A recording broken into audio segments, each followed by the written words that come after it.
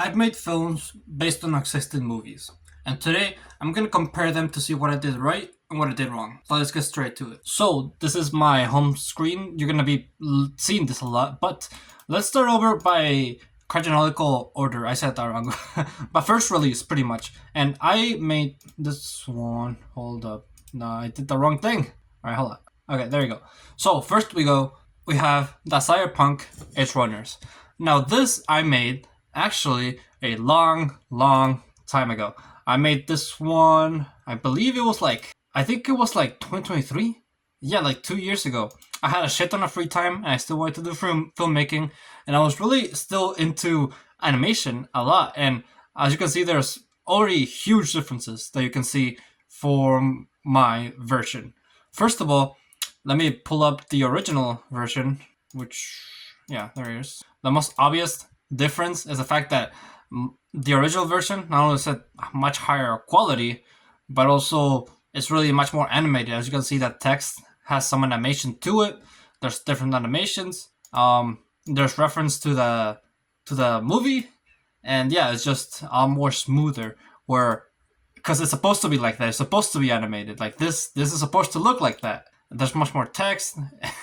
Okay, I love this one for mine. It looks so goofy, but overall I do like my version. Like, as you can see, I do a lot of references to the original, but we have to zoom in for the camera. It's not quite the same. The eye looks a little bit awkward. It's not quite the same. Obviously things are animated for a reason. Things are live action for look at this. What? Look at all these just random explosions. Yeah, so the stock fire in the background, and also these are flashes from my previous videos from my old YouTube channel that I used to make. Oh yeah, there we go. It looks really goofy. Yeah, even though it looks really goofy, it took a long time to animate. I think this is what burned me out from. Oh yeah, this is okay. Honestly, I'm really proud of this one. It took me a long time, but honestly, it looks really good. Like, this is my face, and I actually do look like I got shot, and it's animated quite well. I mean, all thanks to the animation from the original, right? Because I just copy and pasted everything from the original. But the way that I moved my head was kind of smooth. The animations was smooth. Yeah, it looks like I'm gonna suck his dick too, and the bullet hole looks kind of awkward. But let's not worry about that. So, yeah, then we have the bloopers. I look so different. This is back when I still had my mustache. But yeah, we just did all this in a green screen. Oh my god, it looks so derpy.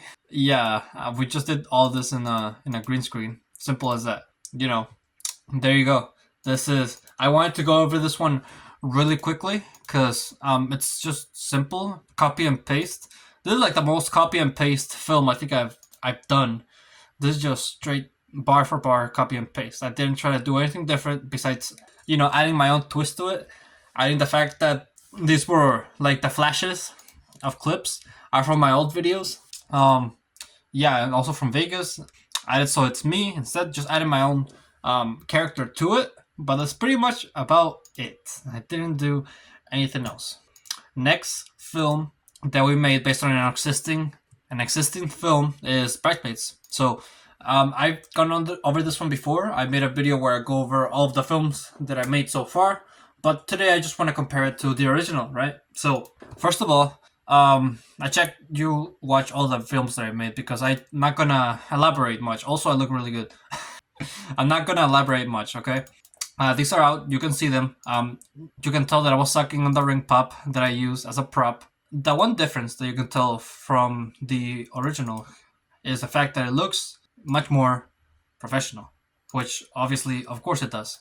So this is from the movie Bridesmaids. If you haven't seen it, then go watch it. I mean, it's not a bad film. Honestly, this is a film made for girls, but I actually quite like it. It's really good. First things first. There's no establishing shot here. If I can, it would be nice if I could pull it like side by side. Maybe I could use the media player. There we go. There we go. Okay, this makes things a lot more easier. So there's no establishing shot. We just open with her knocking. Actually, matter of fact, I do like the fact that we show Annie knocking here. And here we just hear the knock, right? And then she just opens the door. On my film, we see her knock first, cover with the magazines, and then I open the door. So I think if you're gonna recreate something, it should be like this. It should be where you add something that's not seen on the film itself. Because if you're recreating something because you're a fan of it, right? Do so like this. Because why would they watch yours when they could just watch your original? This is something that I've seen and I've been disappointed by when it comes to other film recreations, other fan films. When I was trying to do research for the McLovin scene, like, because I was trying to recreate that one myself, I saw a lot of people who just did the exact same thing, who just copied and pasted what happens on Superbad on their own film. And yeah, it's cool. It's funny. It's funny because the script of Superbad is funny, but I didn't see any of their own creative vision. And yeah, I just appreciate this all the more because this is something that is not shown on the film. So yeah, she just comes in, right? And I think something that I do as well is I close the door, right? I think I say like, no, you can't come in, or something like that. This was all improvised, and actually, I'm very proud of it. Yeah, but also another difference is this is all like one long take as you saw. We cut right here. There was a cut where she comes in, and then yeah, this is something where I think it looks kind of awkward when I'm just idling around, just looking around. So here it kind of looks more natural, feels more natural. It feels like they know each other actually, and then the camera pans to that's where they sit, and then here we don't have that. And here we just cut, I believe. Yeah, we just cut to me sitting. Welcome to that White and White magazine party. I still remember it like it was yesterday. It was fun. It was really fun. But yeah, we just cut to me sitting. Oh, yeah, and that's also a difference. In ours, Annie sits like they're sitting next to each other. In this one, Annie is standing, and then I'm guessing she sits once.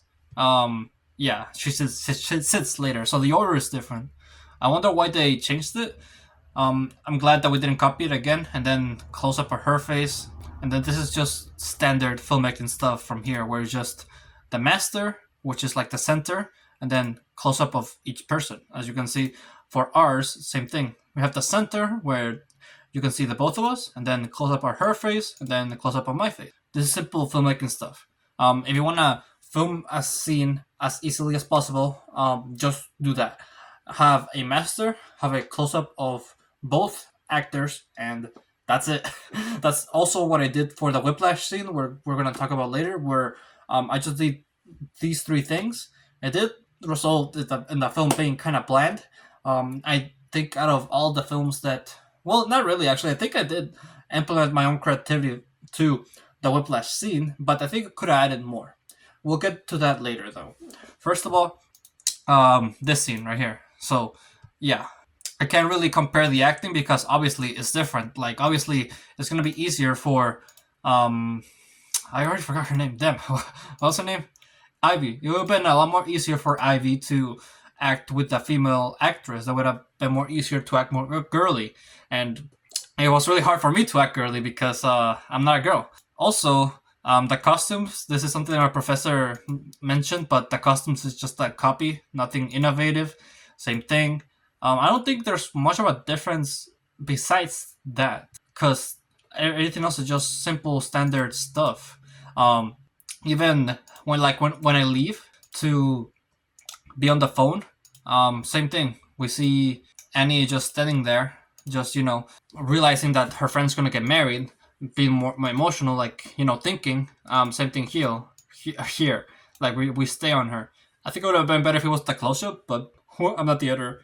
Obviously, one aspect that's always gonna be creatively different if you do a scene recreation from an already existing film is the acting. That's always going to be different. The way that your actors act is, of course, going to be unique to them. Don't get actors who try to recreate the film. This is something that I also saw when trying to do research for the McLovin scene. I saw actors that try to recreate Michael Cera. He did the Michael Cera walk so perfectly. And I was like, damn, that is how Michael Cera walks. But I don't think that's how Ivan would walk. I think that's his name in Superbad. I don't even remember. Seth and Ivan? Seth and Evan. That's his name. I don't think how Evan walks, if you know what I mean. So, yeah, be unique on your acting and be unique with your film. So, I almost don't even want to talk about the other Bridesmaids scene because it's so similar to this one, where it's like, I mean, I guess we could go into more detail as to the difference. Okay, so out of everything, I think yeah, it's just simple. I mean, honestly, props to the director. Her camera is really high quality. I try to get the footage for this video as high quality as possible, but this is the best that I could. Same deal.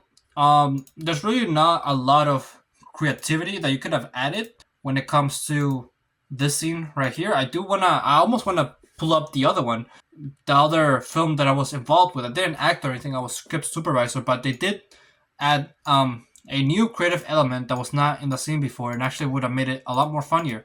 I think some creative aspects and that would have made this scene a lot more funnier is if there was this scene that we cut out where I trip and yeah, I trip on the carrot or something like that when I try to pick up the carrot.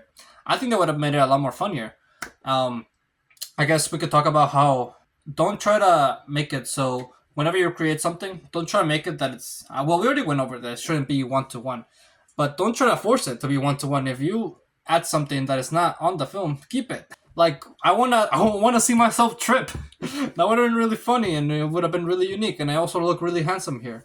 But yeah, just for shits and giggles, let's show you the one that I was not involved with. I was just trip supervisor, but I think that what they did was really cool. So as you can see, this is just standard filmmaking stuff. Close up of the guy, close up of the girl. Then there's the the middle shot where you can see both of them. Close ups to the props. Okay, well, close up you probably saw it earlier, but there was like a close up of him grabbing the carrot. But then here's when they added their own stuff. They went unique. So it was like over here. Yep. So watch this. I'm pretty sure I've shown this before, but I think it's really cool. I want them to have recognition for their creativity. So she grabs the carrot. It actually looks ugly, which is kind of funny. Yeah, you can see here there in the background. There's a guy running, and then they're fighting over not letting him eat the carrot. He throws it and hits her with the carrot. That's the type of stuff that you should try to replicate. You should try to do. There's aspects of a scene that has the potential to be funny. For example, here, an example that just came to mind. He's holding a coffee throughout the whole thing. I think he's holding the coffee throughout the whole thing. Wouldn't it be funny if he accidentally spills the coffee on her when she tries to steal that carrot away from him? Or he spilled the coffee on himself. Stuff like that. I think, in my recreation where I acted, I also hold that coffee. I'm just going to show it real quick. Okay, well, I mean, you can barely see it, but yeah, like, right there. I have coffee right there. So, no matter what, I think in each scene recreation, he's holding coffee. I don't think it's completely necessary, but just a potential idea. Just work with your environment. See what your environment is and how you can utilize it to make funny things, or like things that are not in the movie that could be interesting and make the film more. This is something that you don't have to think about. This is something that you could just see on the spot. A mistake that I did recently when I worked on the recreation of Whiplash, which is the next film that we're gonna talk about. This is the most recent film that I've made. I try to create the most famous. Well, I mean, not most famous, but it's a really known scene from this film. I love this film, by the way, and I think that I did a pretty good job of it. I try to be unique. This is also the first film that I made that I directed, and I think I could have done a little bit more better. So first of all, I think it would have been a lot more impactful if this first shot is Neiman's close up. I think it would have been a lot more better if we started with his close up as well. That way we can go and take a look at his soul while he expresses the fact that he wants to break up. Then we have a slow zoom in to Nicole's face. I really like this, how they chose to do this, because this just shows her realization of slowly realizing that, oh, this guy is nuts, this guy is a piece of shit. I didn't do any of that. I kind of just kept it on him. We have like a couple of cuts to Nicole as well, but I think they're quick. And I think since I don't have like a professional camera, I filmed everything on my phone. I wasn't able to do like a zoom in to her face. I think it would have been really cool if I did. And this is where I drifted off and added my own creativity. In this scene, we don't really go back to that master shot right here. We never go back to it. I think we only see it in the beginning where they're, well, not even when they're sitting down, honestly. I think towards the end is the only time where we see the master shot, where we see both of them there sitting together. Yeah, like, this is like the only time we see them. It's like I guess it's like, it's kind of farther away from them, showing how they're driven apart, how they're far away from each other emotionally. So, there is some significance. Also, it shows how this simple conversation, even though to us it seemed like a big thing because it's filmed like really close to each other. It's like close-ups all over the place. So close-up of her face. We started with a close-up of his face. We're driven into her perspective. That way we can, us the audience, see how piece of shit Neiman is. Close-up of her face. And then, her perspective. And then, close-ups, and then boom, we're hit with a far away shot to show that, even though this seems like a big deal for both Nicole and Neiman, it's actually not that big of a deal. This is just like a breakdown of this scene as a whole. That's why it's so good. And I try to do something different by having to cut back to the master shot every now and then. And the reason also why I cut to the master shot every now and then is because of the fact that it has good audio. What sucks the most is the fact that, his shot has good audio, but her shot doesn't have good audio, and that kind of sucks because I like her performance. She did really good. And I think, like, honestly, I think I forced it. I'll talk about it in a separate video, my whole experience directing this scene. I think I try to force the actors to do what I wanted, which is not right. I think it's cool that they add in their own interpretation of the scene. And what's crazy, and I think I kind of love it, I didn't take opportunity of this, is the fact that these two, both Jonathan and Emma, did not watch the film at all. They had never seen it. They never heard about it. And so the fact that they had never seen it, that left so much potential to new creativity, new opportunities, new things. But I didn't take advantage of that. I tried to steer them to what I wanted, and it didn't turn out that way. Most of it was from rushing it, from not preparing hard enough, but still, there were some missed opportunities with this scene. But at the end of the day, I do like how it turned out. And I think I'm going to continue to do these scene recreations. I do have a couple of scripts that I want to do. You might ask, why don't I write my own stuff? And that's because, first of all, I'm not a writer. Second of all, I'm working on it. I'm working on being a good writer. And third of all, I just want to get the experience in. So that's why I try to do my own things. Well, not my own things, but like, scripts that already exist. Since I'm already here, since I'm already done with the video, I might as well give you a quick website tool. Also, this is my scripts, so don't worry about that. But there is a website that I want you to go to where if you do want to do the same thing and do scene recreations, there's this website called ScriptLab where in here, I mentioned it before, in here there's like scripts to... Oh! What the fuck? What the fuck? What? I can't believe it. This is crazy. This is like the first time what? Holy shit. Whoa. Okay, I did not expect this. ScriptLab is just like a website where you can get scripts for different movies. And it just shut down. I didn't know it shut down. When did it shut down? What? When did it shut down? Okay, after many years of scripts. Okay, at least they're giving like a resource where we can maybe find scripts, I hope. I mean, maybe? No, it's just logs. Oh my god. Okay, now, I was gonna recommend it. I'll find a way. I'll find the way for you guys to get scripts from other movies. I'll find a way. So, yeah. Okay, with that, thank you for watching this. I'm still like on shock. Thank you for watching this video. If you liked it, make sure to leave a like. Subscribe if you're new, if you like my channel. And always remember to live your life like there's